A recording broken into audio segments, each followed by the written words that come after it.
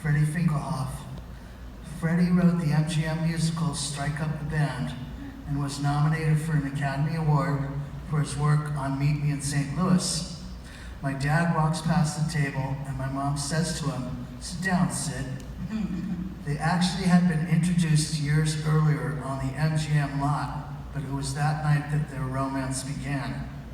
They hit it off immediately. My mom loved how tough my dad was, and they started dating, and she asked him to go to London with her. And in London, that's where Judy began a great transformation. After her very public and stressful party with MGM, she was not Judy Garland, the movie star anymore. You know, she had to figure out who she was now. So Judy dug deep, and she turned her attention to what she loved most: the audience. She wanted to serve the audience, and she didn't need a movie screen to do it. So she went back to her vaudeville roots and hit the stage. It was 1951, and the London Palladium was in its heyday. That's where Judy stepped out with her new act, and it was a massive success. She sold out 4 weeks playing the London Palladium. British audiences demanded more, so she followed up with a 4-week tour. Sid had organized both. Now, she was very much in love with London. You know, she returned to London successfully many times to play, but London wasn't New York. And the New York stage was, or is, here we go talking from the second city, the New York stage is the ultimate, you know, the goal of all stage performers. So how does your dad remember it, them getting back to New York? How on earth did Judy and Sid resurrect the dilapidated old Palace Theater? That's a good question. In 1951, my mom and dad were in New York. My dad was walking down 7th Avenue one day and stopped at the corner of 47th Street. He looked up and saw the RKO Palace Theater.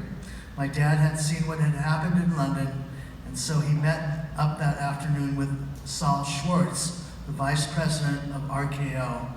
He returned to the hotel where they were staying and said to my mom, "Darling, I just took a walk down the street and got an idea you might be interested in.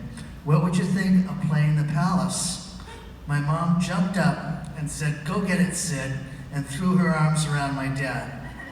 This would be the first time my mom would be performing back in the States on the stage in about 8 years. The last time was her record-breaking concert at the Robin Hood Dell in Philadelphia in 1943.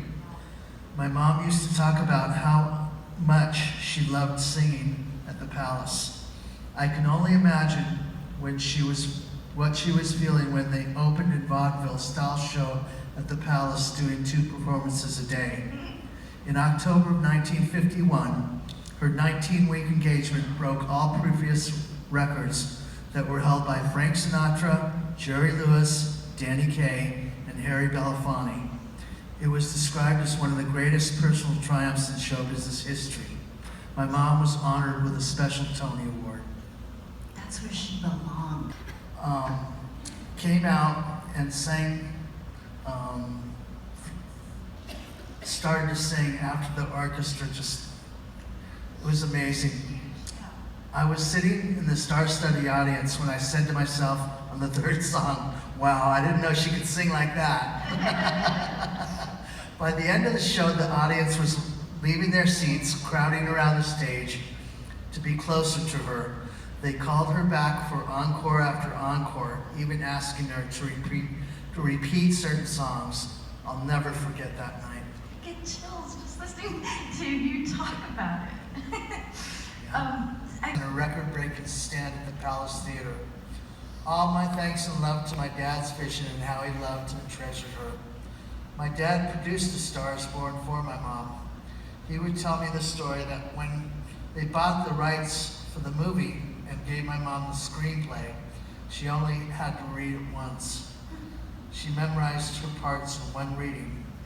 In 2004, she did have a photographic memory. In 2004, my mom's performance of the song The Man That Got Away was selected by the American Film Institute as the 11th greatest song in American cinema history. Thank you. We have that same award out in the lobby with her pictures to this day. As I mentioned previously, my mom was nominated for an Academy Award for her performance. The premiere of A Star is Born was the biggest premiere in history. It had a higher rating on television than the Academy Awards that year. The same year in 1955, my dad produced the highest rated TV special, the Ford Star Jubilee, starring my mother. It was followed by all my mom's TV specials and many sellout concerts. As one of Hollywood's most interesting couples, I'd like to note that few people realized that my mom and my dad were members of the original Rat Pack, along with Frank Sinatra, Lauren Bacall, Humphrey Bogart, Swifty Lazar, David Niven, Katharine Hepburn, Spencer Tracy, George Cukor, Cary Grant, Rex Harrison, and Jimmy Van Heusen. And before that, even Dean Martin and Sammy Davis Jr. were invited to join. My dad and my mom were married for 13 years, and he continued to manage her even after their divorce up until the end of her death in 1969.